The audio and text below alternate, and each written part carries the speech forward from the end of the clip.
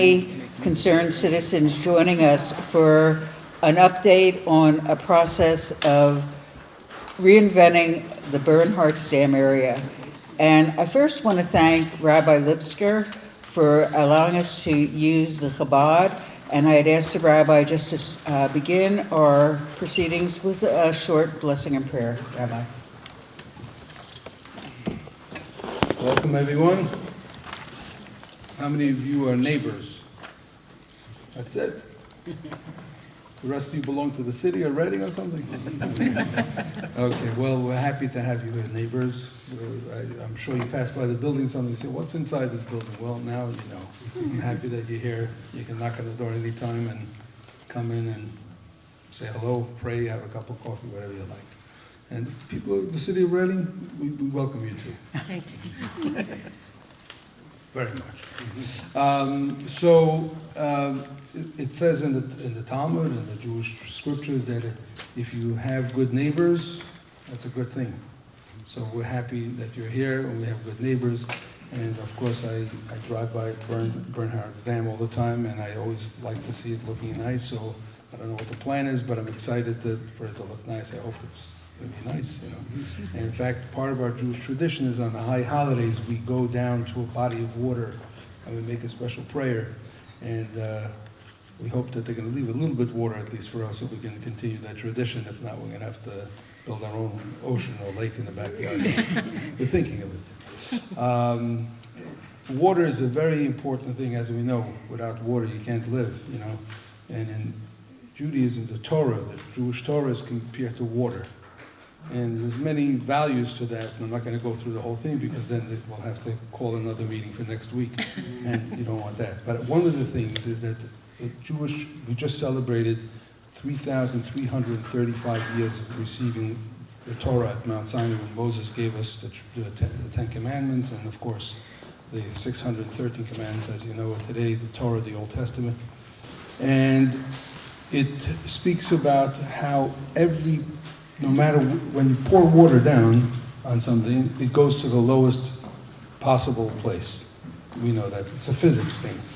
And similarly, the Torah is for everyone. It doesn't matter if you're a big person or a small person or someone, again, in our tradition, I'm sharing our tradition, but the concept is universal, that it can go anywhere. Anything, any positivity will stream down to something, even if it's not so positive. And hopefully we can convert this world into a better place through positive ideas. And another interesting thing in the Talmud, it speaks about that if you have to be very careful, and these ideas you know already, but I'm just sharing with you how ancient it is, that if you give a bad idea or bad advice, it's not only bad for the advice you're giving and for the person you're giving it to and for the moment that you give it, but you know that water flows, and like a stream, if you put something bad into a stream, down the road, somewhere far away, someone could be contaminated by it. So you also have to be careful how you treat water. So we see that water is a very important thing. And in fact, my friend Marcia even brought water today. The only thing she brought today is water. Well, at least water, we can't live without it. Thank you very much for being here, and hope we can have more meetings like this. Could we find more excuses, you think? Oh, definitely. I think we'll give you some better food, maybe you'll come back. The Jewish, the Jewish pastrami. Oh. And just to share with you a little sentimentality for me, this is where I grew up in this neighborhood in Muhlenberg Township. This was my shul when I grew up, so this is where I was bas mitzvahed. So when the rabbi shares from the Talmud, it has always kept me grounded, and the idea of water and how we need to take care of it. There are going to be lessons learned and things to discuss tonight that are painful because we didn't always respect nature. We didn't have control. When I say that, the elected officials here, the neighbors here, we didn't have control over what happened. But what we know is that we can take a journey moving forward to make the best of things that have not gone well. So I just want to keep that in mind as we have our discussions tonight. And it's only part of the journey. There's going to be meetings that need to happen, discussions that need to continue, because there will be movement forward. And with that, I just want you to think about how you can be part of that. Tonight, I just want to recognize our elected officials and turn the greetings over to Council President Donna Reed, who is also a Muhlenberg Yes. graduate. This is sort of old hometown for Marcia and me because half of my friends were up here in, what do we call that, College Heights? College Heights. College Heights was a Muhlenberg section. And Wedgwood Heights. Wedgwood Heights. So there we go. It's like coming home, being up here. I appreciate everything, the cooperation of the administration. I see our Deputy Managing Director, Jamar Kelly, back there. All our folks from the administration who will be introduced to by Marcia. Our colleagues, Council Member District 6, Chris Miller, Commissioner Muhlenberg, Kevin Lurch, and Kevin and I have an ongoing conversation that since he grew up in Reading, we take care of his Reading, and he takes care of our Muhlenberg. So that's our little thing for many years. We've been going back and forth. Is there are there any other elected officials here from Muhlenberg? Could you stand up? I'm sorry, we haven't met yet. No, not really. Vanessa Pagan, I'm one of the commissioners in Muhlenberg. Very nice to see you. Thank you for being here. Thank you for being here. And I see a representative from Tom Gumbar from Senator Schwank's office, so welcome. So again, as Marcia noted, this is going to be the start of a bit of a long story for those of you who remember, for a different reason, what we went through with Angelica Park. And that was after a flood. That was after a natural disaster. This has not been a natural disaster. This has been a man-made disaster that we're trying, working with Muhlenberg, working with Lauraldale, working with Reading. Is there anyone here from Lauraldale? I don't want to not recognize Lauraldale. But our three municipalities need to work together on this because we're all connected. This particular site, which is so beautiful but was so marred by pollution over the years, is something that is a problem that was really handed to us. And the amelioration of it, from the corporate standpoint, with the bankruptcy, it's hard to know what's really going to be happening on that level. So it's more important than ever that municipalities, along with the county, along with the state, along with the federal government, that we can all work together to make this beautiful site beautiful, perhaps in a different way. So with that, I'd like to turn us over to my fellow councilor, Marcia Goodman-Hinnerschitz. Marcia will be handling this meeting as she is a member, the council liaison to the Environmental Action Committee? Advisory Committee. It's bad when you think of EAC and you get your words wrong. So Marcia and everyone in the committee has worked very hard. Kathy, everyone, Shelley from our office, everybody's worked very hard. And Bethany, I know you have a lot to say. And Marcia, please recognize everyone else from the city that I forgot to. But anyhow, thank you all very much. And Rabbi, thank you for your hospitality. It's so nice to be back in Muhlenberg. It's just a little bit over the city line, but it's so nice to be back home. So thank you for opening your home to us. So just a little snapshot from my life, because I grew up 2 blocks away from here and went to school in Muhlenberg. Every day on the way to school, we would go by Bernhart's Dam. And as a child, that was one of the places I liked to come to visit. I probably illegally ice skated on the frozen ponds behind the dam, did a lot of different exploration. And then as I transitioned into city council, I became aware that, and I didn't know this, that the city owned the property. I had to start looking at some of the hard decisions that needed to be made. And I realized that these decisions can't be made in isolation. They involve a lot of strong partners, and that's what we have here tonight.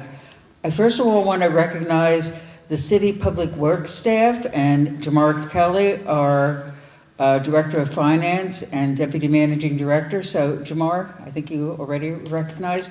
Kyle Zieber, okay, who's our Director of Public Works. Dave Onspa does all the public projects. And then Bethany Iris Fisher, where's Bethany? Oh, right there. And she's the champion of environmental issues. And so we're really fortunate in the city of Reading to have such a strong team, because if you didn't do that, these things would be insurmountable. But we also have community partners, and Reading was very fortunate many years ago to pass legislation that set up the Environmental Advisory Council, and looking at all the broad environmental issues that a municipality faces. So I want to turn the meeting over now to the chair of the Environmental Advisory Council, Kathy Kern, and she is going to be giving you a snapshot of the history and what we need to be moving forward. And we have a document that was produced by the Environmental Advisory Council that really speaks to some of their findings in studying what has happened with Bernhart's Dam with recommendations. Kathy. Thank you, Marcia. I know that some of you probably were here for the meeting about the need to remove the water from the lake behind the dam. But I want to give a little bit of that background so that everyone's on the same page in the event that you aren't as familiar with it. Sort of deep context is that Pennsylvania is blessed with the most river miles and stream miles of surface water of any state in the country. We have the most streams. The downside, there's always a plus and a minus to everything in nature that balances out. So the downside of that is we are the most flood-prone state in the country. And that's because the water runs downhill, as the rabbi reminded us, and we have lots of hills. So the water gets to pick up steam and really roll downhill with lots of force, and that causes flooding. So we've had a history of huge floods, famous Johnstown flood in 1889 that killed 2,200 people. There was another one in Johnstown in 1936. There was another one in Johnstown in 1977 that killed almost 100 people. So in 1978, our state decided it needed a dam safety program, and it created the Dam Safety Act.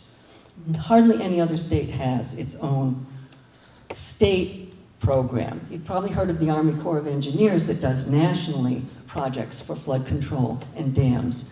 But we have our own little mini Army Corps of Engineers, which sometimes we love and sometimes we love to hate, because sometimes they tell us we can't have a dam because it isn't safe. And that's the case with Bernhart Dam.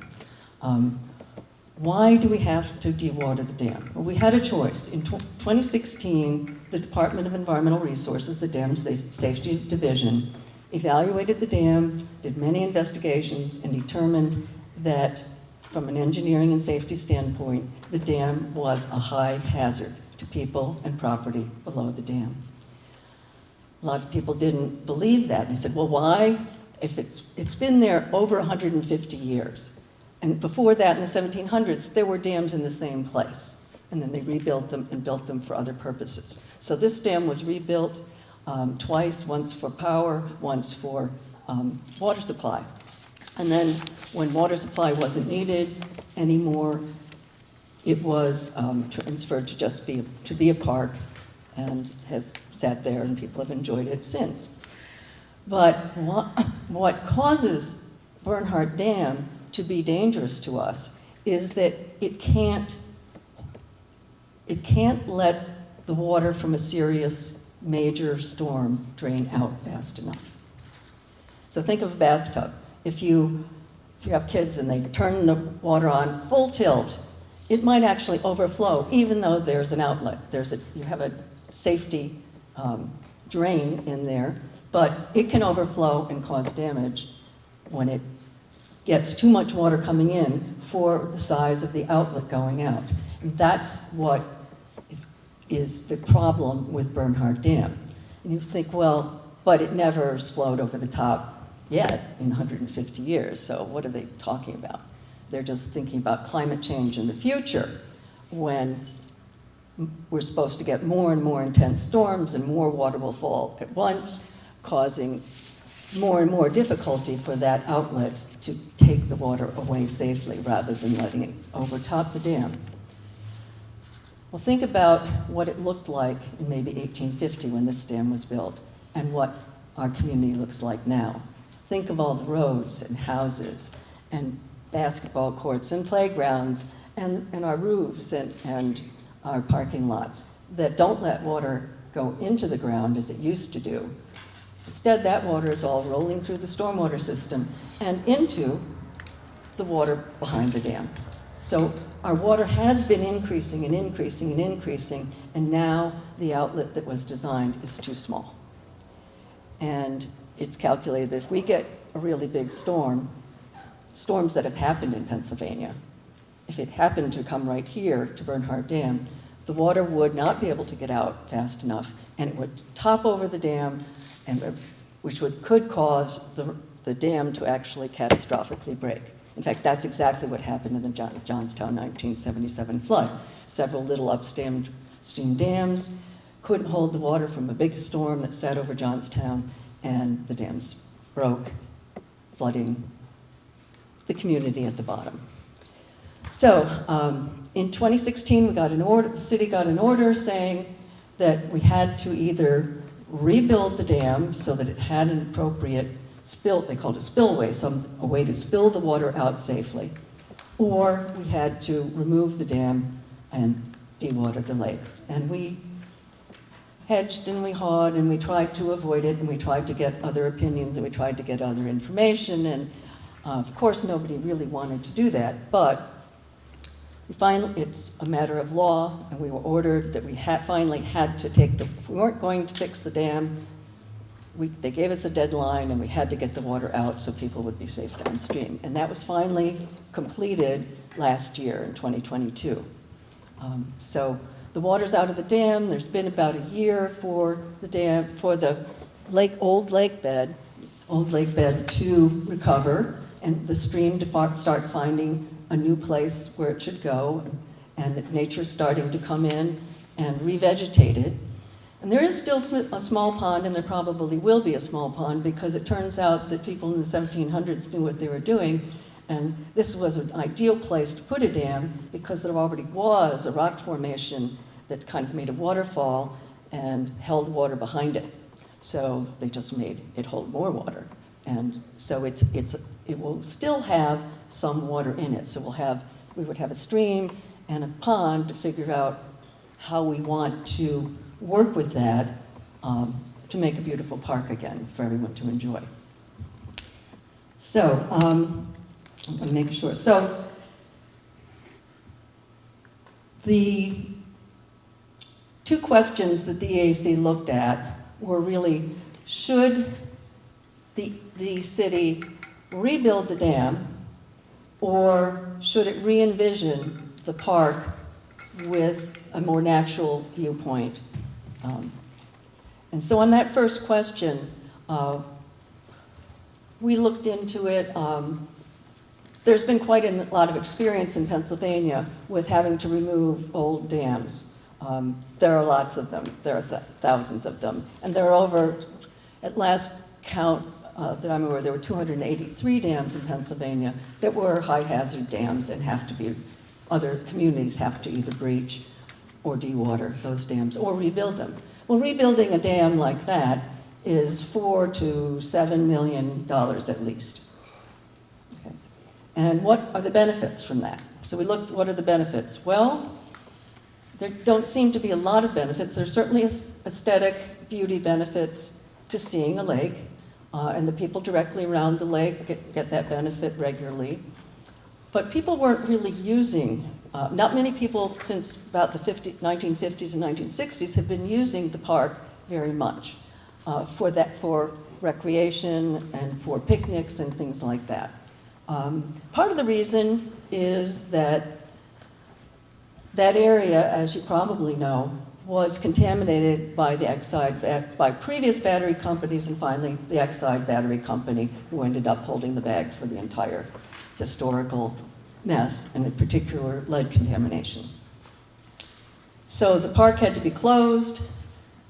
That meant usage was completely unavailable, and it really hasn't come back since the park was able to be reopened after the contamination was removed. So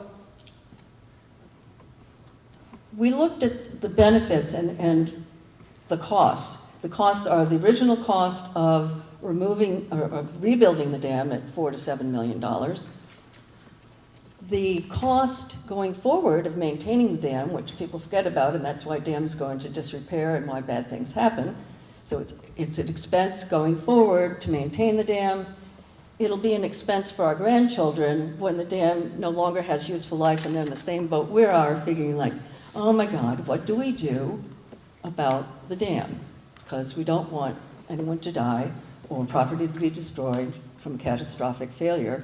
And when eventually things get old, they break, and our grandchildren will be facing this same kind of decision. So it's a future liability, it's a lot of cost going forward, and there isn't a lot of demand for the park the way it used to be now if we could afford to do it.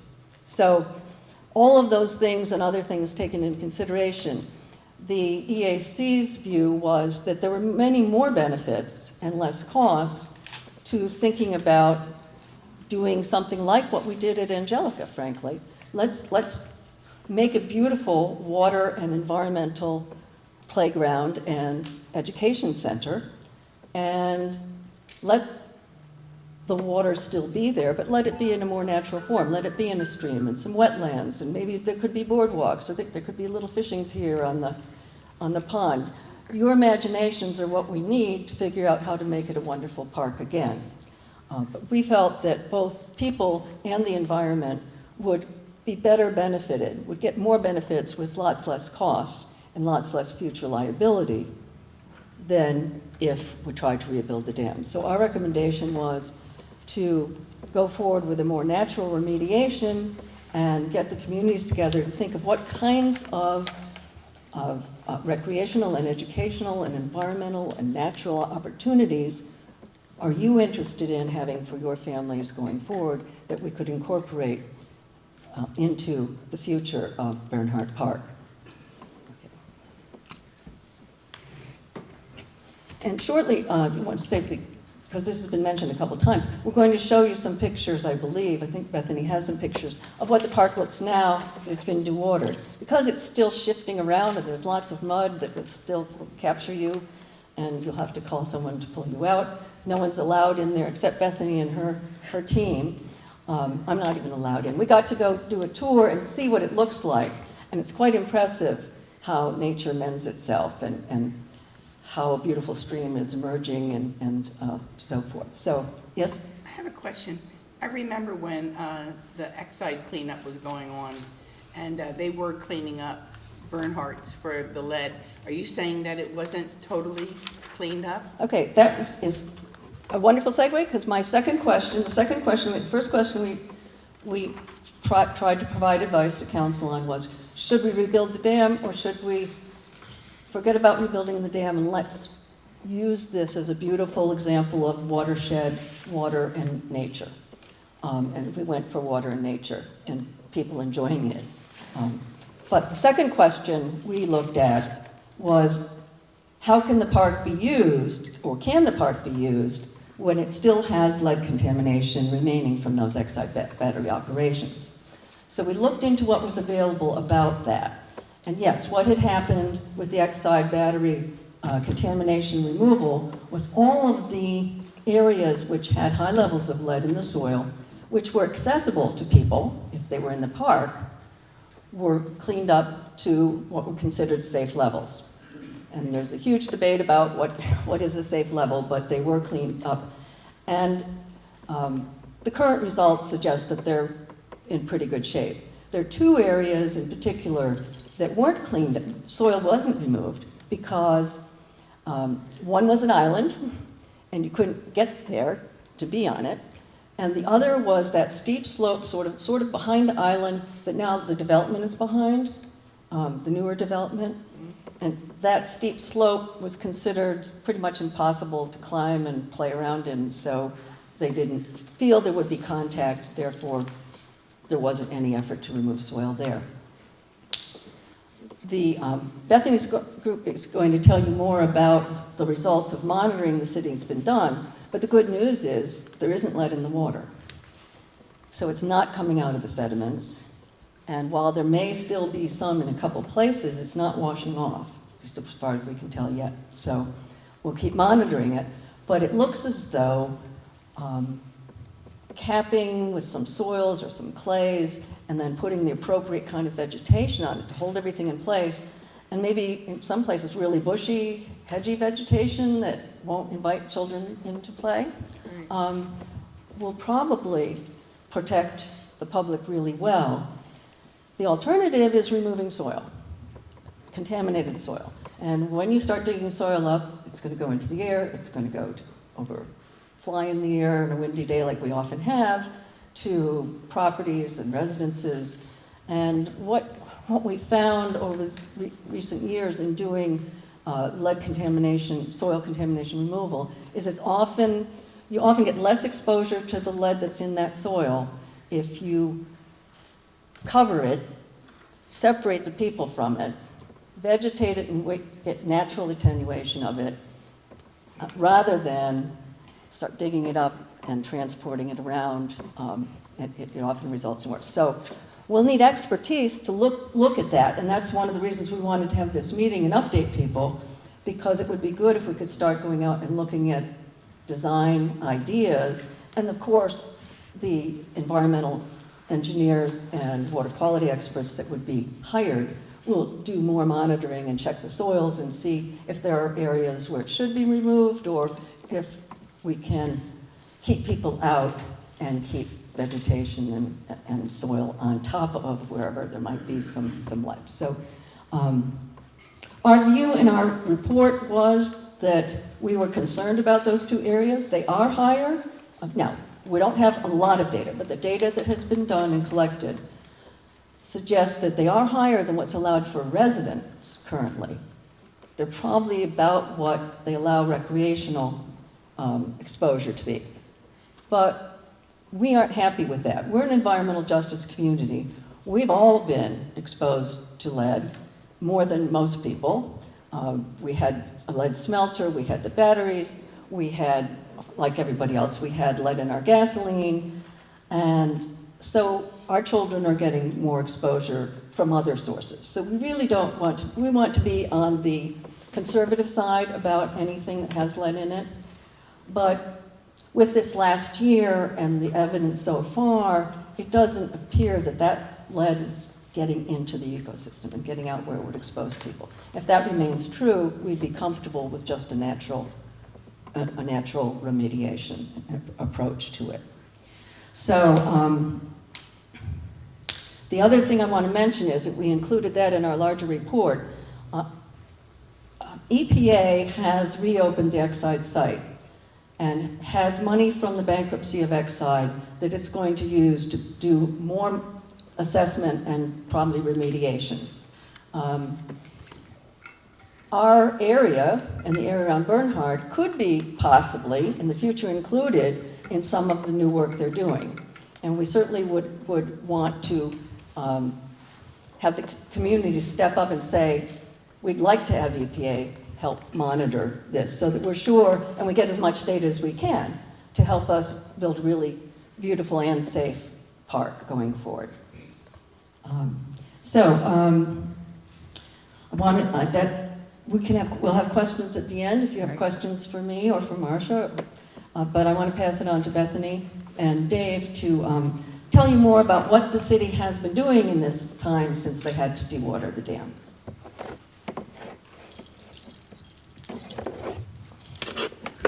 First, you want me to go? Okay.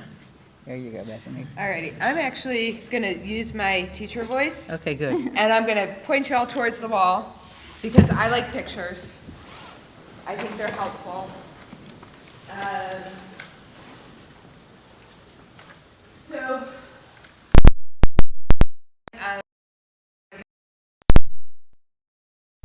I got put onto the team before the dewatering process, and as I was going through and learning about it and reading old city council records, I was like, oh my goodness, we've been so lucky that this dam never failed.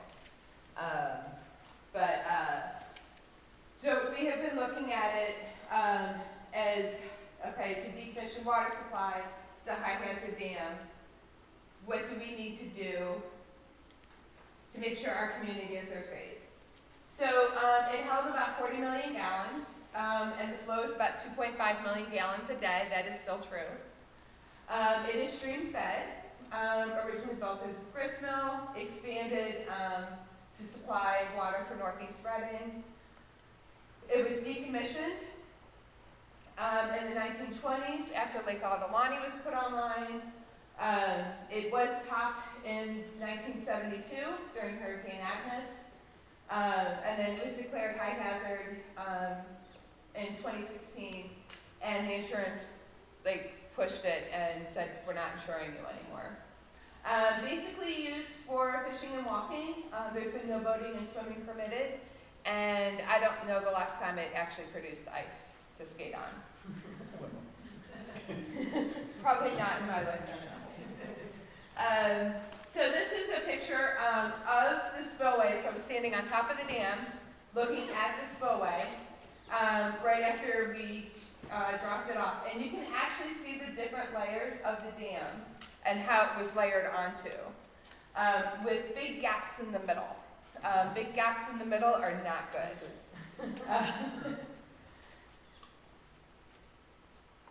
And the guys who removed the dam for us, Top Flyway? Flyway construction, they do amazing work.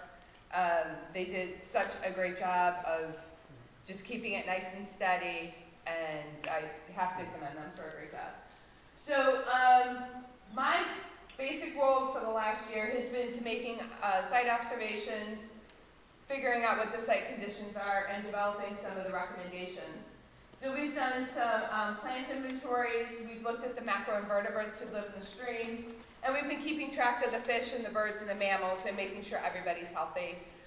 Good news, everybody's healthy. Babies have been born, they have grown up, they've been really good. We've also been checking the water and soil pH, checking the dissolved oxygen in the stream. That's what all of the fish and the critters breathe when they're in the water. Checking our temperature, looking at the nutrients in the sediment and in the soil and in the water. And then doing grab samples of sediments where they've been accessible. And then when I've been looking at what recommendations we're going to do, everything had to be protective to people, both in the park and downstream. It has to be protective to the wildlife that live in the park. We need to keep the level of disruption to people and the wildlife as low as possible. And we wanted to increase the biodiversity in the area. I trained as an ecologist. Anytime we can increase the biodiversity is always a good thing. So that's what I've been working with. So we've got some really good news, actually. The pH of the water and the soil is consistently between 2.5 and 7.6, which is the perfect spot for healthy ecosystems. If you remember from elementary school chemistry, the pH system goes from 0 to 14. 7 is in the middle, that's the sweet spot. The closer you are to 0, you're acidic. Higher you are to 14, you're alkaline. The nitrates and the phosphates have all been at 1 ppm, which is parts per million or below. That means any like fertilizers, there's not a whole lot of ag in the area, but the critters are able to use it up, so we're not seeing excess in the water. Last summer, the observed high temperature was about 22 degrees Celsius, and that was in the exposed lake bed stream, which is a little higher than we would like, but there's no shade. Bernhart is a cold water fishery. We'd like to see the temperature in the summer below 65 degrees, but as we get some shade in there with tree plantings, I would expect that to come down. When the seed bank started blooming last summer, I got a call and said, it's green, and I'm like, okay. And went out with the plant idea. A lot of it is native. There is some purple loosestrife. It looked really pretty last year. We'll let it look really pretty as we're pulling it out. But smartweed, jewelweed, echinacea, which is purple foam flowers, and lots of willow. There are some invasive plants, not as much in the lake bed as there are in other areas of the park. There's a multiflora rose and a honeysuckle. Somebody thought that was those were two great plants to plant back in the 40s and 50s. Now they're a pain. the macrovertebrates in the upper reach, so as the stream is coming into the park, right by the bridge, that's one of our testing sites. We're seeing stoneflies, we're seeing all of our EPTs, so stoneflies, caddisflies, and mayflies, thank you. As well as dragonflies, and we're seeing adult dragonflies and the juvenile dragonflies in the water. We're also seeing a lot of butterflies up there. There's been monarchs, swallowtails, and tiger butterflies up there. So that's a really good sign.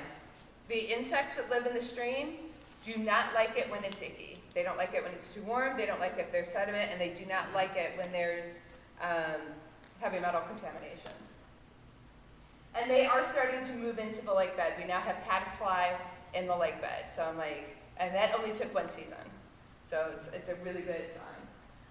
The fish populations we've observed, brown trout. There's some really nice brown trout in there, this big. Black-nosed dace, which is a small minnow. Creek chubs, and they are, in the upper reach, they are moving down into the lake bed and coming back up, which is a really good sign. The typical mammals we would see in a woodland area. The fox is very sweet. She likes to just sit and watch when we're in the stream. Or if we're planting trees, she just sits and watches. We've observed lots of birds there. I was kind of hoping Bill from the Reading Eagle would be here, because he's our bird watcher, and he's sent me lists, and I'm hoping for an update. He's much better than I am. But we've had herons, bald eagles, red-tailed hawks, red-winged blackbirds have been up there, plus hundreds and hundreds of other birds. They're rediscovering the location. And the ducks and the geese are fine and happy, and the babies are super cute right now. And then the stream is where it's entering the lake bed. It's starting to braid, which is a good sign of that it's channeling and figuring out its own way. We don't want it to be a straight shot. The stream should be nice and curvy. It slows down water. And there are all kinds of streams popping up in springs in the lake bed. And I have some drone footage for you to show you where they are. And we did observe freshwater mussels after we dewatered. And unfortunately, the herons got to them first before we could ID them. That is a very good sign for another reason. I'm going to grab my water. And as Bethany speaking, when I recall our first meetings, I never expected this to become revitalized the way that it has, because we were looking at, a contaminated site. So listening to everything that's being said now, it really gives me a lot of hope of how we can move forward.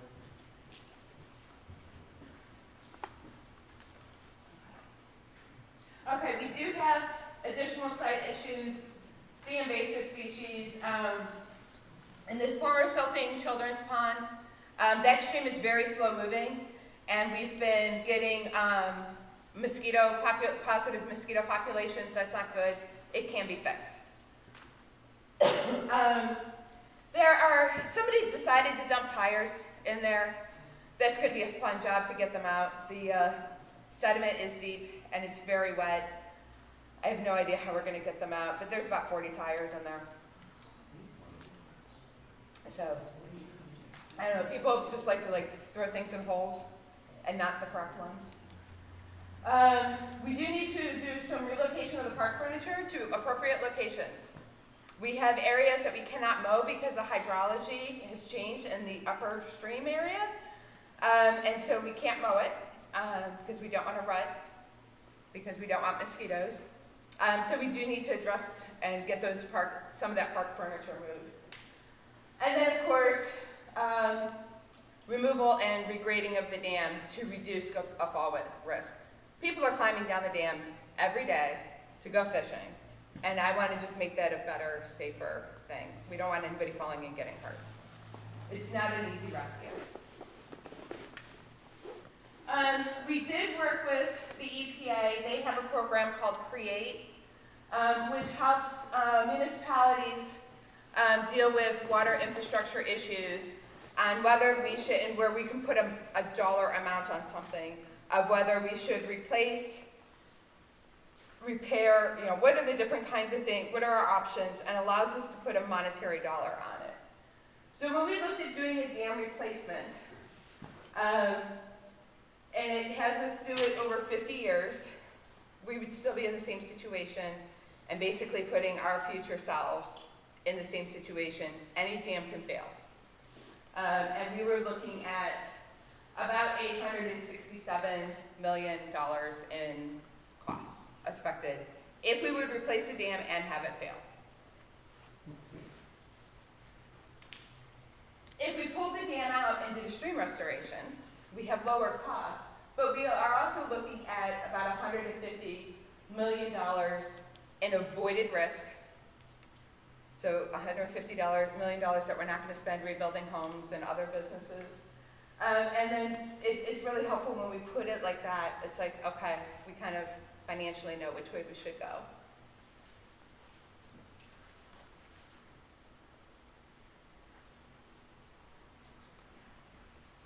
Okay, so this is a drone video that we took in July of 2022.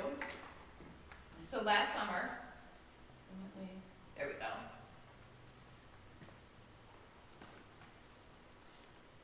We've got about 22 acres of drain lake bed and about 2 acres of pond left. The main stream is on the left-hand side, close to the road. And then the springs are coming up, plus there's some stormwater inlets. That island, that area that has nothing is growing on it, is the island. I did try to get some ryegrass seed growing on it. It doesn't want to. I really think we need to amend the soil there sooner rather than later. We don't want it getting a good windy day and having things be dusty. And then coming over the dam, so you can see where the spillway was breached. And then on the left is the emergency spillway. That's the stone that kind of slopes down. You can see the one inlet pipe. There is a drawing that shows that there's another one 11 feet below it. We haven't found it. We do not currently know the depth of the lake. We haven't been able to get out there and actually do depth finding yet, nor have we been able to do core samples to test the sediment for like any lead exposure. And then we're going back up towards the inlet. It's good to have friends who have friends.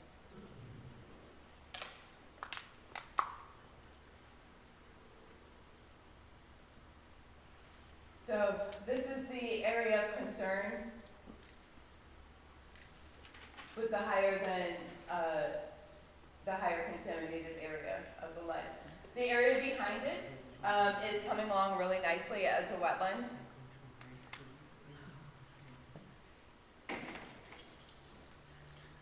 And also, by the way, we found evidence of campfire out there, so somebody was having a good time with box wine and everything. Yeah, they weren't hanging. They were not hanging out there. That small cut to the left there is also a stormwater outflow from the development. Yes. So when you see that running, it's still being serviced into the lake. Yes.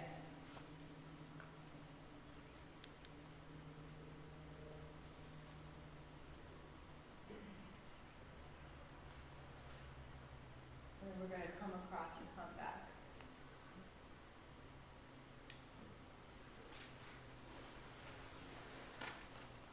And this kind of, I've nicknamed it the Back Bay area. That's where we found quite a few mussels. I'm hoping to get out there in a kayak this summer and see if we can find some more.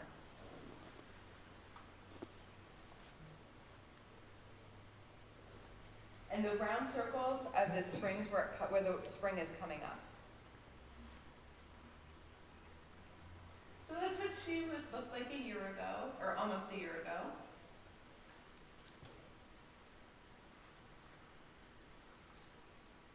And this drone video was taken last week. So we were standing right as the lake bed starts. So as the stream is coming into the lake bed, there's a good sturdy spot to stand. So you will actually see me in the stream bed. So this is turning into a nice wetland. We still have the non-vegetative growth in that area and along the steep slope there.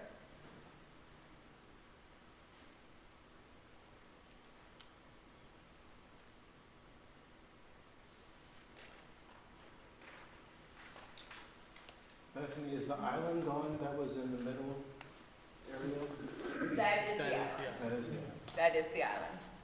it's essentially a sandbar with not a lot of deciduous material, so it Yeah, doesn't and grow. there's no like carbon in the soil, Right. and I was able to grab samples from there. There's more lead on top than there is about 4 feet down, which is interesting.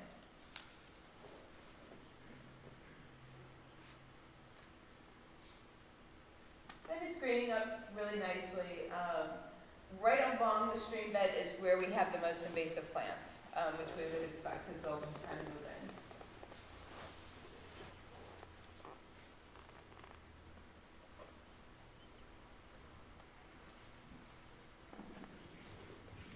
Bethany, could you explain how this is different than what happened with Angelicas? Because I think you said to me it's a healthier environment. Yeah, so we're actually starting off, Bernhart's actually starting off with better bones than Angelica.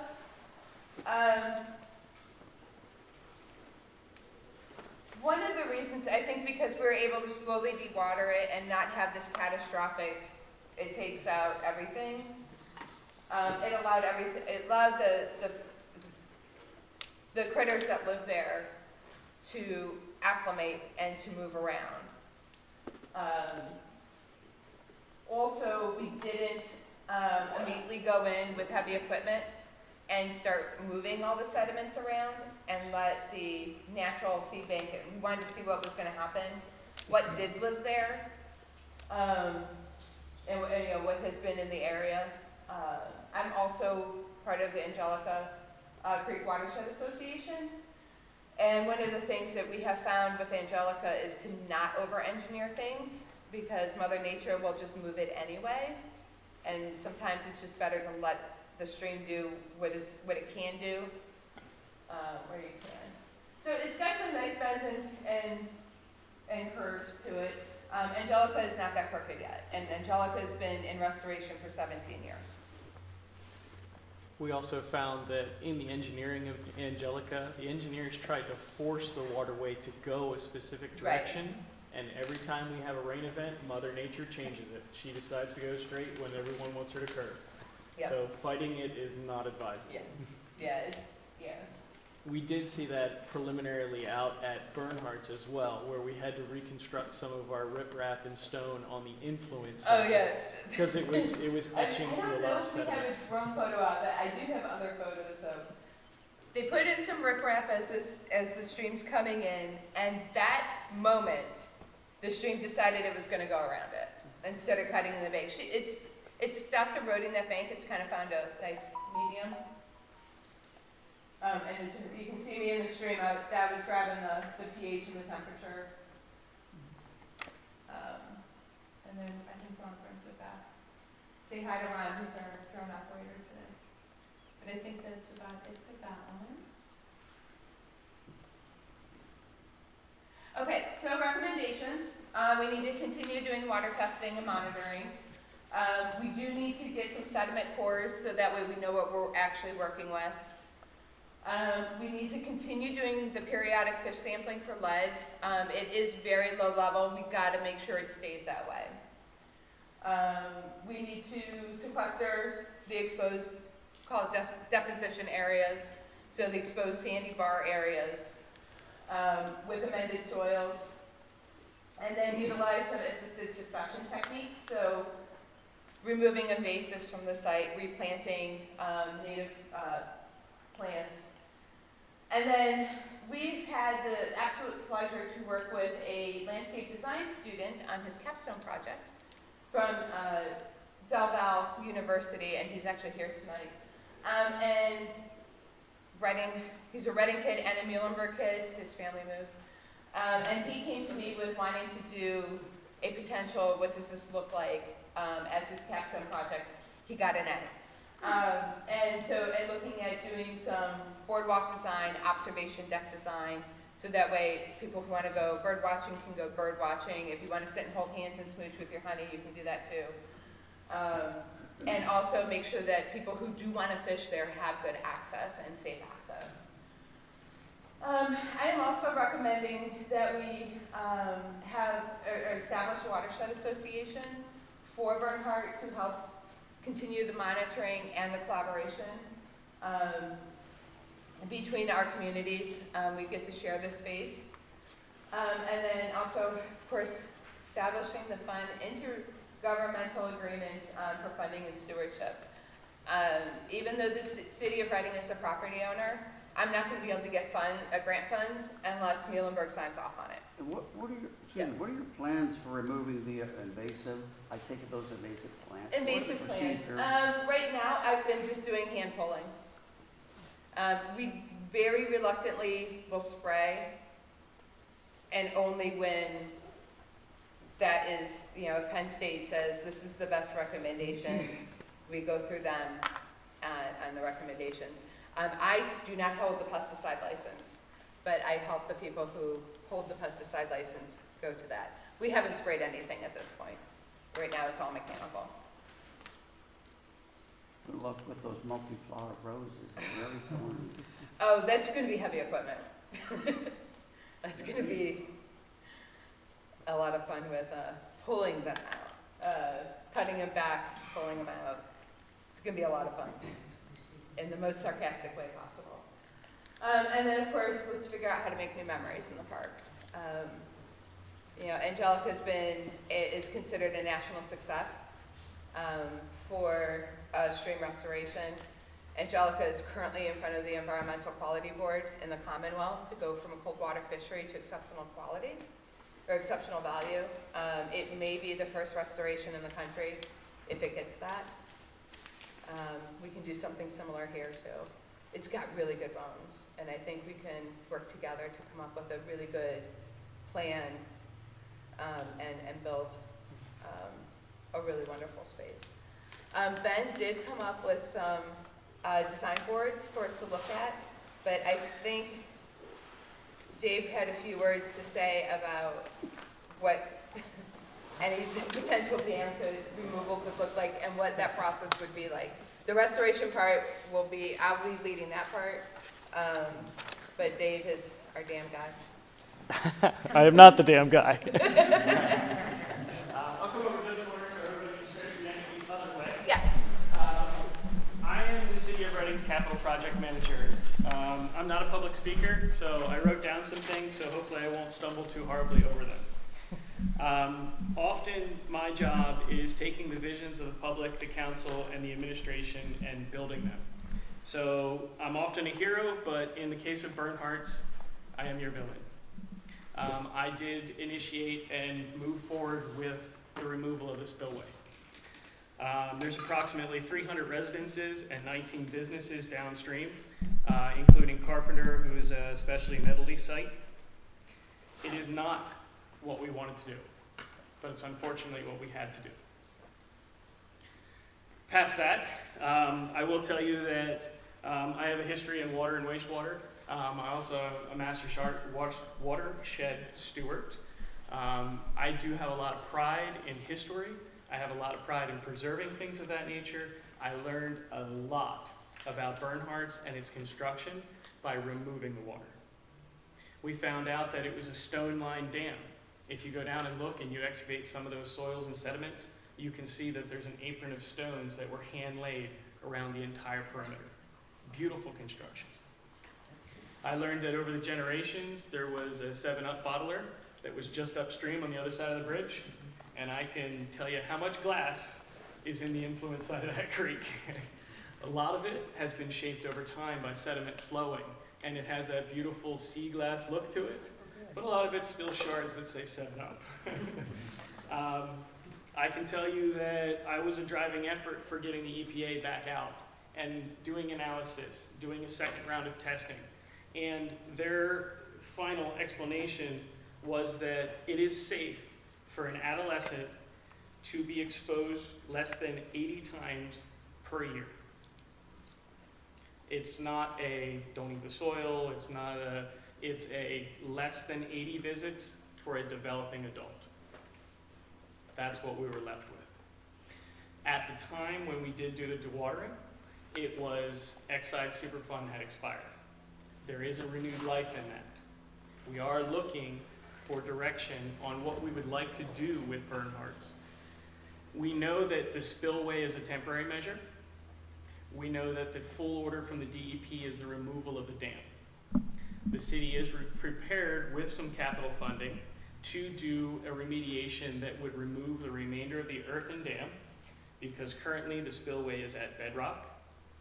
We could remove the earthen dam and use that soils to remediate and smooth out some other areas around the lake and transform that into a more traversable path. In large part, the delays have been trying to find out what the streams are going to do, where the springs are going to go, how the soil's going to dry out. Unfortunately, we've been dealing with this mushy marsh, and we had to wait. We had to wait for it to develop a little bit before we could start moving forward. In the interim, Bethany has done amazing feats of heroics in keeping down some of the invasives, but now it's time for us to take the next step as a community, as multi-government organizations, and say, what is it that we would like to ultimately see here? As the EAC has recommended, as the City of Reading has said, we probably are not looking at reestablishing a dam. It is not a feasible response to the problem. We do have about a 2-acre lake there.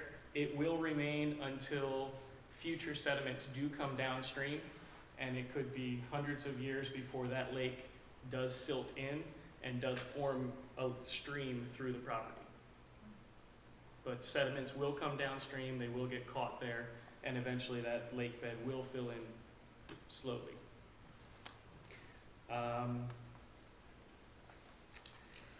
I don't know that I have anything else. I will say that Bernhart's Dam is one of 5 dams within the city.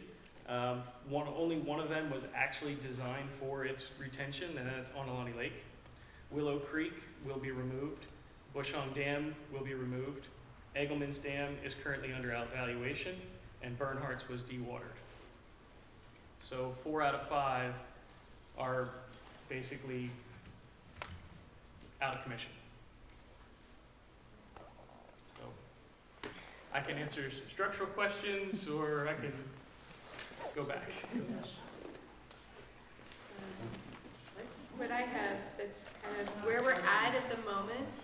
Yeah, and at this point, we're going to open it up to questions, because I think it's a good time for dialogue. So.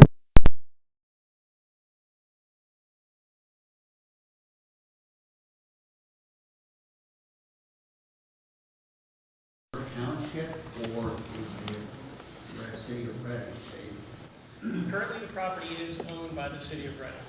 They're doing the mowing and... Yes, that is correct.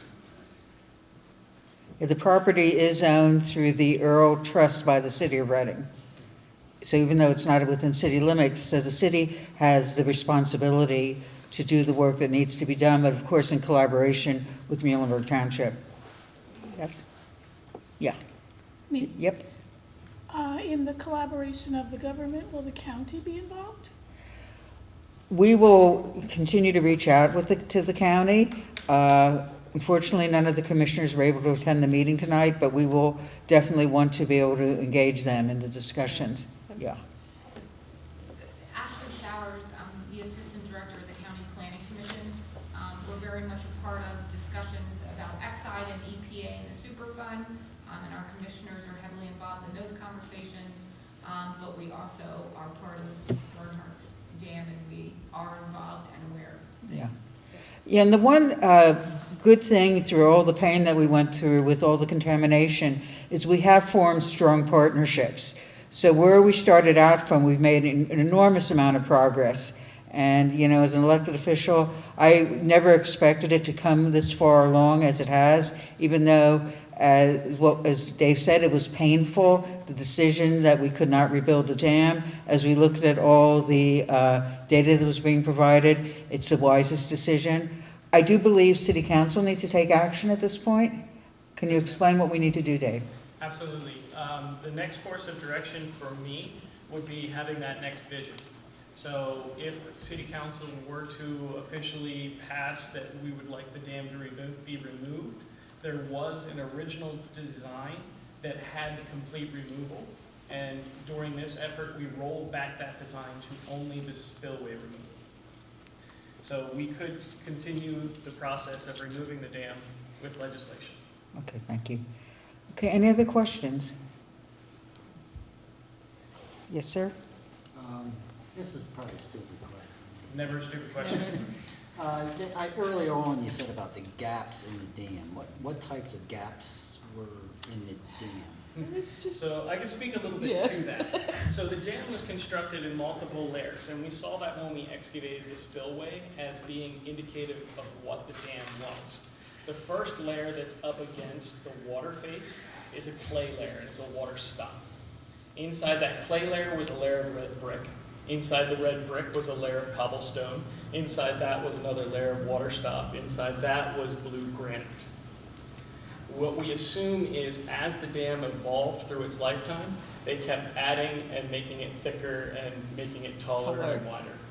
So the designs of the structure that I was going off of were from 1905 from a city engineer, and they were hand drawn on like yellow legal paper.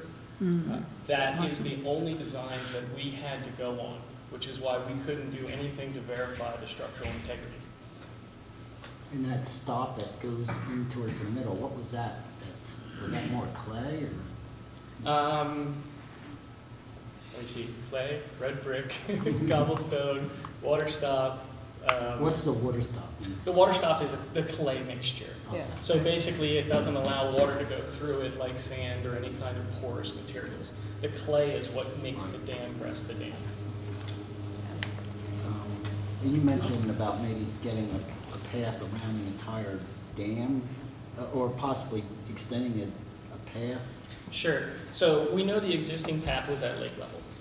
And that, kind of below lake level a little bit. What we could do is with the remaining of the earth that we pull out of that valley, including the Gabion mattress, taking down the old water distribution house, the big block house, we could use those soils to help create a contoured surface, and then we could put a path on that surface. Yeah. Kind of lower it down and make it so you're not on a steep slope, but you're kind of going down and being able to have access to the water that way. Right now, coming off the road, you kind of have that flat mode area, but then it dips into the lake bed. What we could do is smooth all that transition out and make it more amenable and traversable. Yeah, those blocks are beautiful though. They are. Granite blocks. Yep. You almost hated them to see them be chopped up. So. Jamar, did you have a? I'm crazy. I'm still stuck on people fishing. Is that safe? Shockingly, the lead levels of the fish, and this was my happy moment. I think I may have done backflips. The levels are lower than they are in Blue Marsh and the Schuylkill River. And that was our first indicator that the lead is not moving through the ecosystem. We've had some other testing done. We're not finding, my favorite answer is not detectable. We're not seeing it detected in the water. We're going to do another sample next week. And make sure that we don't have changing conditions, because the conditions are changing there all the time. Especially those of you who are walking your dogs, it'll be like the stream will be over here one day, and then it's over here the next. And but we want to make sure that those conditions are staying where we need them to be. During the early days of the dewatering, we had coordinated some coordination efforts across the board.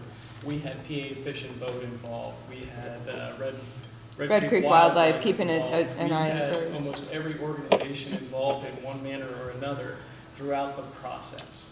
And PA Fish and Boat's regulation for dewatering the dam was actually that we were not allowed to let any fish go downstream, because anything that left our area and got into a different ecosystem could be catastrophic to that ecosystem. So they actually recommended us to catch or cull any fish that we came across. And they did recommend advertising and opening it up for the public to come and fish it dry. But we didn't, The best thing we can say is that what we found from the second round of EPA testing is that the lead in the lake bottom was low. And their only explanation was that potentially that what we're dealing with is a lightweight ash. When we all think of lead, we think of something that's really heavy. But as that was coming off the smelter in a vaporized type ash, it was sitting on the surface and then going downstream. Why we see much higher levels in the earth layers than we do in the lake bed. I do have one question, and it was something that came up when we had previous meetings. The steep slope, which seems to be contaminated, and there's a presumption that no one's going to be using that because it's steep. And I can tell you, as a child, yeah, those were where we wanted to play. Okay, that's where we wanted to have fun, and now we have that whole development behind there with a lot of young children. So what's the suggestion for there? The steep slope wooded area was not remediated during the EPA remediation, nor was the island due to access. Right. Conveniently, somewhere through the history of the lake, a specific area, right? Via deer path, we'll say it wasn't an established trail, but it came all the way down to the dam breast along that steep slope and then across the bridge. So individuals were traversing that. We did discuss that with the EPA, and due to the terrain, they still contended that not enough people were in that area. Okay. We did also communicate with the island that during dewatering, the island was now accessible. And again, they had no significant concerns. and I think that's something that we could address with adding soils and doing some vegetation out there. Basically, we want it in the ground and not in the air or in the water where people are at higher risk. And again, if it hadn't been for the development being built behind there and knowing how children like to explore, that was what my concern was. Oh, yeah, I mean, we found fire pits on the island. Yeah, and you had a question, sir. To elaborate on my earlier question, I read some literature that the city of Reading had gifted Milburn Township the dam. No. I don't know where I read that. Must have been in the paper or somewhere in the dam. Well, I read last November in the Reading Eagle, it listed the city of Reading sold Bernhart Lake to the county of Berks for $1. What was that about? And I don't know how that was reported. The city of Reading still owns That's correct. the property. I'm not going to say the city would not be interested in an agreement with Muhlenberg, but there are multiple land agreements that are currently within conversations between the city and the county and other owners. And while it hasn't come up officially, I wouldn't doubt that it could come up eventually.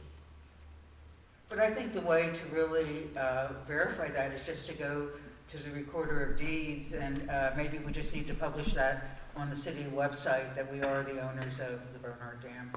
Well, I'm wondering why did it list that the city sold it I have no idea. for $1 to Berks? It was in the real estate listings.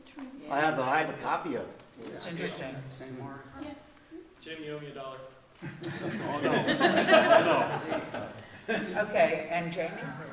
Yes, I just want to state that I'm here on behalf of Johanny Cepeda Freitas. He's our state representative, so if there's anything that our office can do, please feel free to reach out.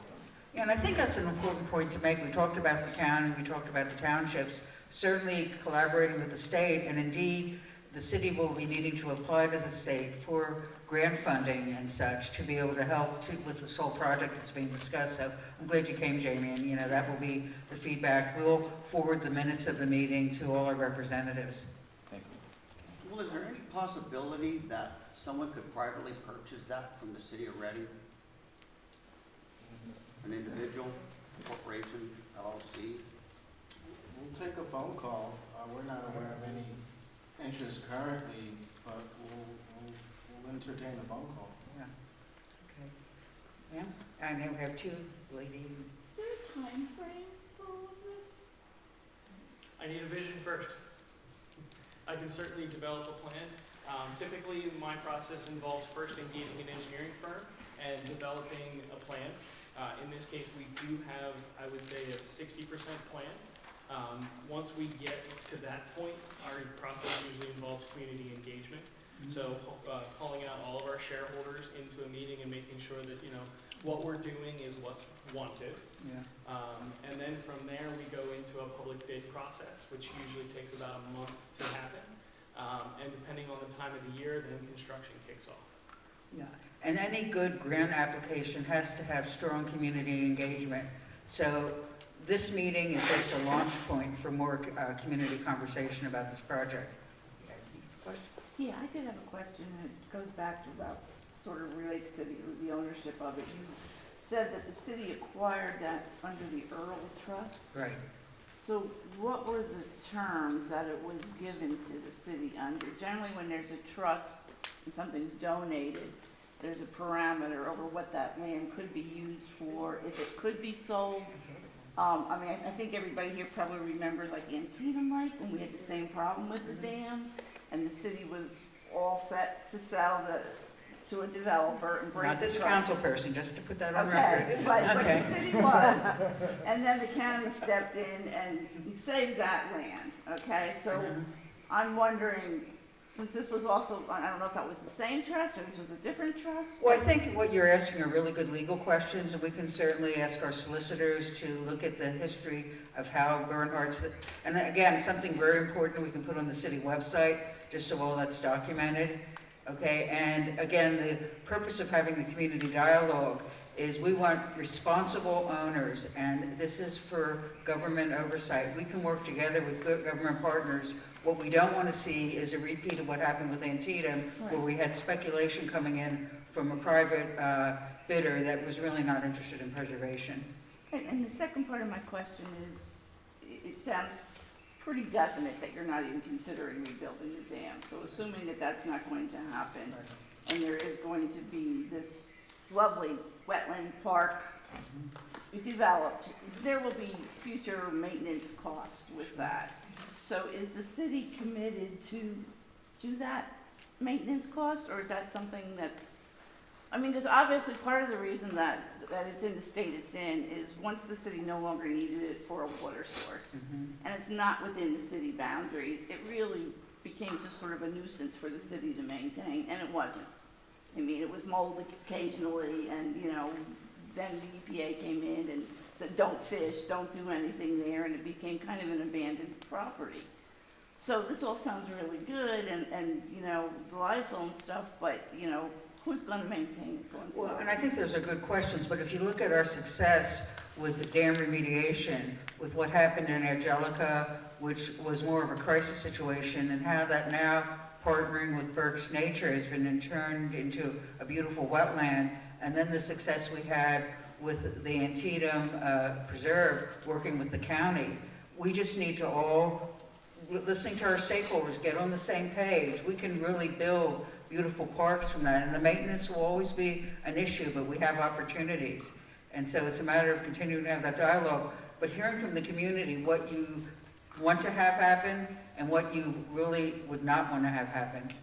Okay, that's what's important. And that's, by the way, why we were successful with Antietam, is the public came forward with their vision and really advocated for that, and that was what made it successful to be able to work and develop it as a county park.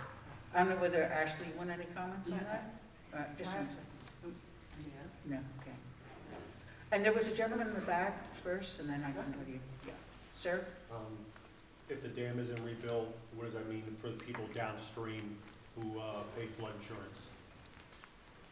So that is a particular function of That is a FEMA question. And they will have to reestablish the floodplain maps based on new data. And we can help trigger that, but we can't make that happen. If the hazard is lower and if the map shrinks, it won't ever completely go away with the stream bed going through there. But if the map does shrink, there is potential for people not to be required. FEMA is watching this dam very closely. So the proposal is to have a wetland, but we'll still have it downstream. going on because it brings in. Yeah, because it is, it is channelized, that is not something we have control over, and then it does get piped.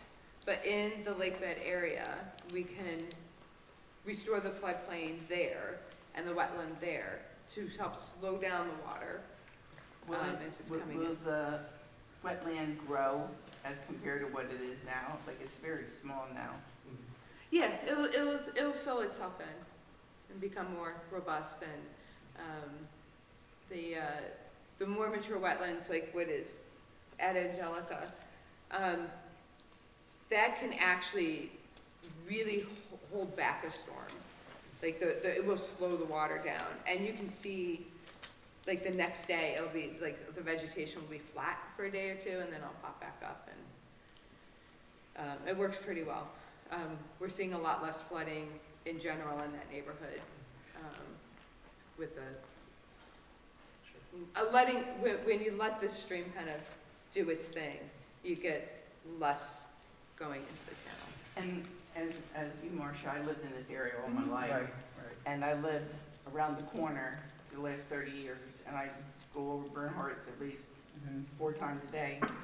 But Bernhardt's even, and I remember going there as a child, having picnics, and even into the 70s.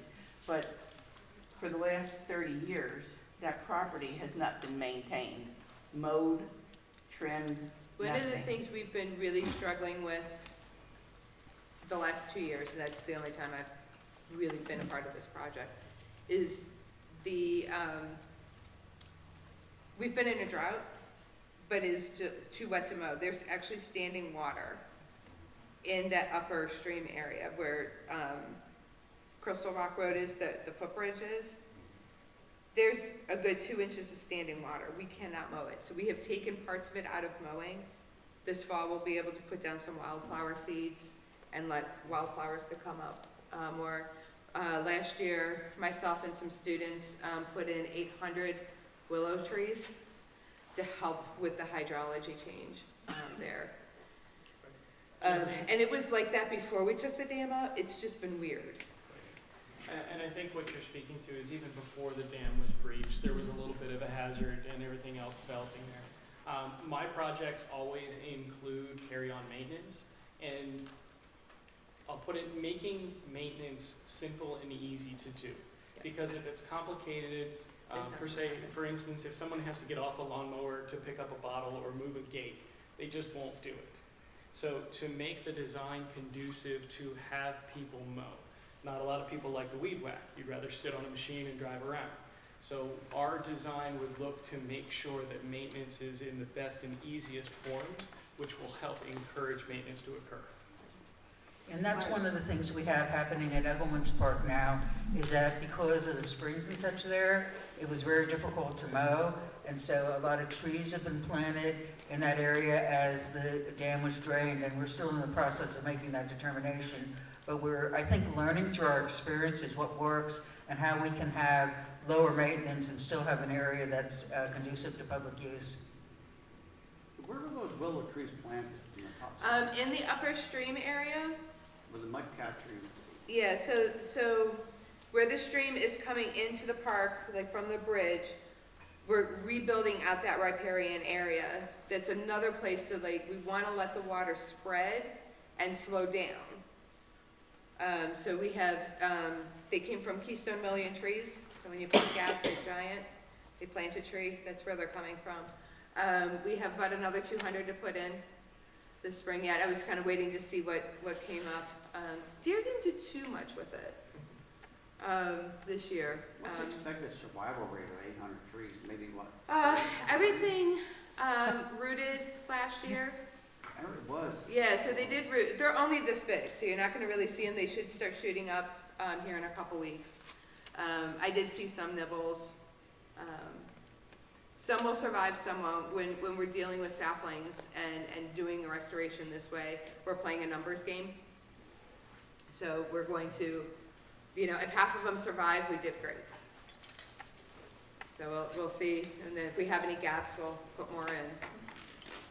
Okay, any further questions? Yeah. Sure. I'm looking at a newspaper article from August 17th, 1985, and that was when the auxiliary spillway was added. And it says here that there was talk by city officials of selling the facility to Muhlenberg Township, but that's no longer a source, because it's no longer a source of drinking water. However, that move has been blocked because of the reservoir's function as a storm sewer water retention site. So is it still a storm sewer water retention site? You're assuming. Well, the development sends in Yeah. stormwater. There are about 8 stormwater inlets. Yeah. So I'm running off of the assumption that yes, it is considered a stormwater retention area. But that Well, might it's help not with the puzzle about people believing that Okay. Muhlenberg bought the site from the city. So- Okay, gentleman in the back? Yeah, this is for Bethany Fisher. Yeah. Could you explain the opportunities that go with stormwater management? Yes. And opportunities for funding? Thank you, Ben. While there is zero money to build recreational dams, there is a lot of money available to us through multiple funding partners to do stormwater restoration projects. That's what we're looking at doing. And when we say we're going for grant funding, typically the way a state grant will work is the community partners will put in 20%, and that can be cash or in kind. So if we get people out planting trees with us as part of the process, we get to count that towards the grant.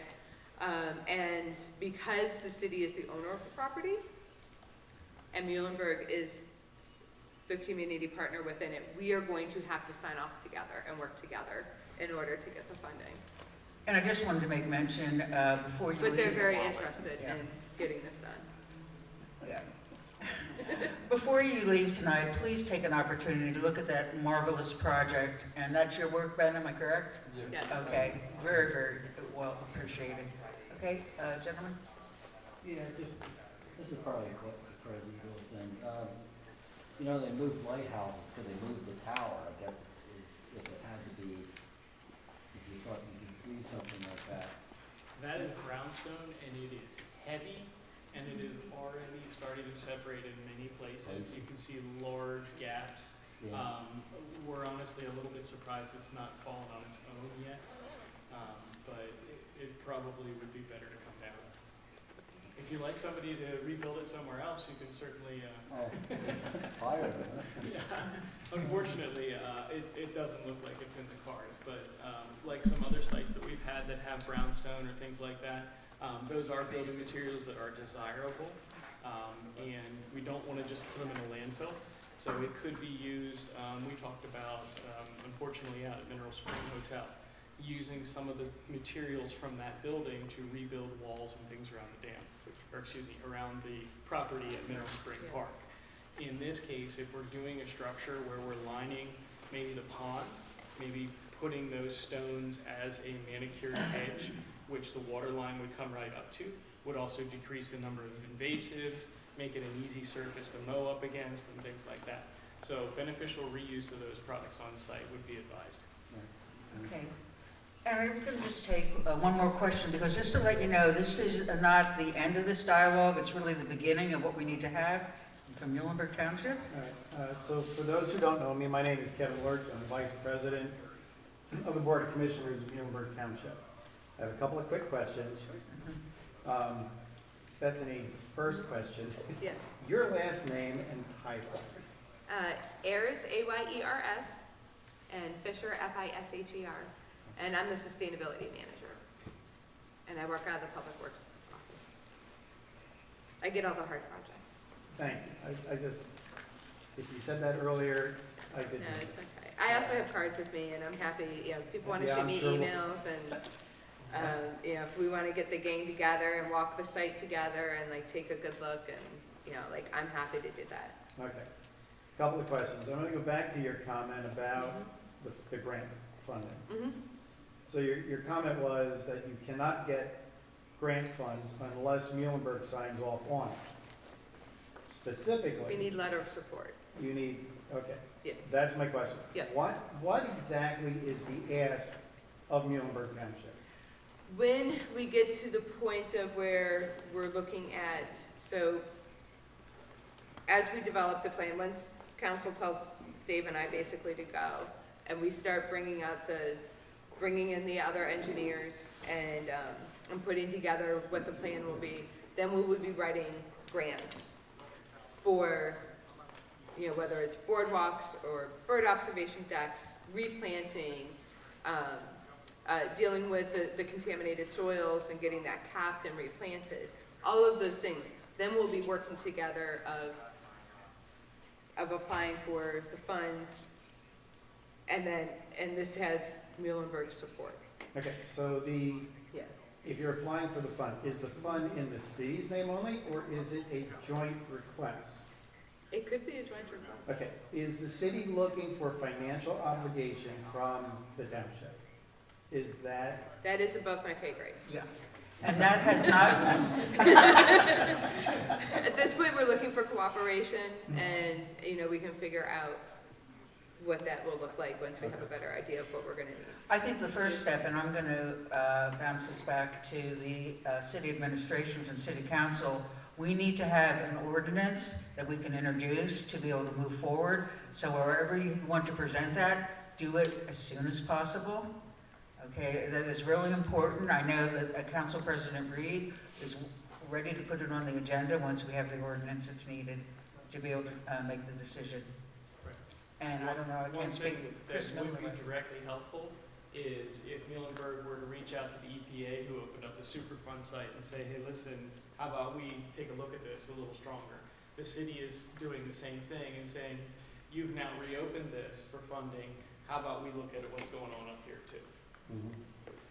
And maybe it needs to have the bodies from both the municipality and the cities to sit down together to plan strategy. I think that would probably be best, and also I'd like representation from the Environmental Advisory Council, because I think we're moving in the right direction, but we just have to get all our ducks in order. Well, and having done a lot of watershed restoration grants and supervised them and so forth, I just say that I think that it depends on what Muhlenberg wants. And if you want, if you find that there's certain things that you're part of the community would really want to have, then maybe an investment might make sense. And as you develop the conversation, we'll have a sense of what each of the partners is willing to do for what they're going to get out of it. Unless you have $1 right now, then we'll have a different conversation. no, I don't. That was a nice try, Dave. Stephanie said it could be structured either way, that it was joint or that it was just There's letters of multiple support. ways that we can go about this. Okay, so I think then my last follow-up question is, you're developing a plan, a grand plan, or is there a smaller scale if the funding isn't there? If intergovernmental cooperation does not come to pass? And I'm not saying one way or the other, I'm just saying, have you looked at, is there a smaller plan? Yes, City Council has approved some ARPA funding. I don't want to quote the term right now, but I think between it and the capital fund, we have around $400,000, which would potentially cover the removal of the earthen dam and just smoothing those soils out. We have not gone that route yet because, as I said before, we are still waiting on the official direction. It's one of those things that you don't pick out a sore wound. We also wanted a little bit of time for the ecosystem to establish before we moved in the next direction. Yeah, we could be having a very different conversation tonight if the site conditions were not what they are. And I think for council, the next step would be have this introduced, have a time for us to discuss, have the presentation similar to what we heard tonight, to be able to have all the council members understand how we're making the decision, what's involved in it, all the questions answered, and then I think, we can make progress there. But I really want this to happen as soon as possible. Okay, any other questions? And again, this is just the beginning of the dialogue, so we will have other public meetings. The other thing is, I know Bethany mentioned to me, there's an opportunity for the community to get engaged through a watershed. Yeah, so Berks Nature, who is our land conservancy in the county, they host several different watershed associations. They host one for Maiden Creek, Chapahawken, and Chapahawken's huge, that's like 48 miles. of stream. Angelica and Hay Creek. I have talked to Becky Seal, who is their watershed kind of coordinator with Berks Nature, and she is interested and will be helpful if you all want it, if that's something that maybe you want to do for Bernhart. A watershed association acts like an EAC with the municipalities, because there's always more than one municipality in a watershed, and helps with decision making within the municipalities. They also are trained to do stream testing and monitoring. So we'll teach you how to look at the bugs and count the bugs and do all the water chemistry. If you don't want to do bugs, that's fine. They're mostly cute, but they're mostly cute. And none of them bite. And then, you know, so we could get an eye on the stream. Some people love to do, riparian buffers and do tree plantings. There's also engagement with kids. Angelica Creek hosts a regatta with 2 of the elementary schools in the watershed, where the kids build boats and then we race them on the lake. We haven't lost one, or we'll race them on the stream. We haven't lost any yet in 4 years. So there's different ways to engage, but the main thing is that there's a group of committed, loving, caring people who care about that watershed area, who have eyes on it. And it's also really easy, like if Dave and I have a question, we would call you guys first, if that was something that you wanted to do. We'll talk to the watershed associations very early on, and what do you think with things? Yeah, David? And Dave is... Yeah, Marcia, real quick, I just wanted to clarify the ownership questions that were raised. So I serve on the EAC, and I was actually part of the city's team that negotiated the consent agreement with Exide and EPA back in 2010 that led to the remediation work. Before that work started, we had the same questions about ownership. You know, can't we transfer the ownership on behalf of the city to a political subdivision, perhaps like the county with deeper pockets? We did look at the trust and had the solicitor's office look at the trust back then. And the answer I remember getting was the city holds this property in perpetuity and cannot transfer it. Okay. I don't think it hurts to have the solicitor take another look at that in light of some of the questions that were raised here this evening. But I think ultimately the answer is going to be it's the city's property. It's always going to remain the city's property. Hence our hope that we can partner with other municipalities to help with that maintenance obligation long term. Well, since it could not be insured in its previous state, does the city have any insurance on it now? Yes. So you could get it reinsured? The city does have a general liability on the park. We lost our flood insurance coverage, basically. That's good. Yeah.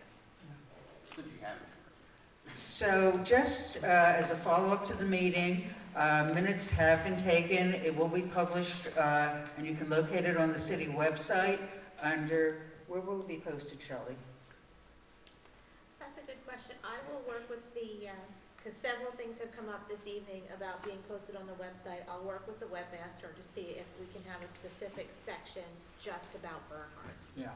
Oh, that'd be great, because then we can upload... We can keep adding. Yeah, we can keep adding. And I can put some of the other historical things that have happened before in there to keep everybody. As well as Bethany's presentation, so that everyone has all the information they need moving forward, and we'll continue to add to that. So I just want to thank everyone for joining us tonight. I think this has been a great civil meeting. I sort of remember the meeting a couple years ago where I know people were in a lot of pain because of knowing what might happen to the dam, and I think we really moved ahead. I want to thank the city staff. You guys are awesome in all the work that you've done, and thank you, Ben, for doing that marvelous presentation. So before you all leave, take a look at that. And we'll be coming together again. I don't know that I'll be in the same role when that happens, but I will certainly still stay engaged because Bernhardt's and the whole area around her is in my heart. Thank you. And if you haven't filled out the sign-in sheet for when we have additional meetings, then I can contact you all directly by email rather than you trying to figure it out on your own. So, I actually stumbled across this meeting. yeah, so if you sign in and give me your email address, I'll create a group, and then when we have more information or additional meetings, I will contact everyone in the room. Thank you. Thank you. Thank you, everybody. Thank you. Thank you.